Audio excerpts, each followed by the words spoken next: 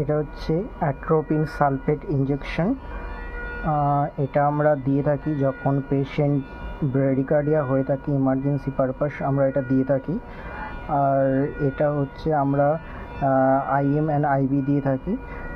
এটা হচ্ছে 1 ml থাকে, 1 অ্যাম্পেলে 1 ml অ্যান্ড 0.6 mg থাকে। আর দেওয়ার আগে সবসময়ের জন্য মেডিসিনের ডেট অ্যান্ড এক্সপায়ার টাইম সব কিছু দেখে নিতে হবে। অ্যান্ড এটা আমরা হচ্ছে যখন ব্রেডিকার্ডিয়া হয়ে থাকে তখনই দিয়ে থাকি। অ্যান্ড কোনো অ্যানাস্থেসিয়ার আগে কোনো সিক্রেশন থাকলে পেশেন্টকে গ্লাইকো দিয়ে তার সঙ্গে আমরা এটা দিয়ে থাকি।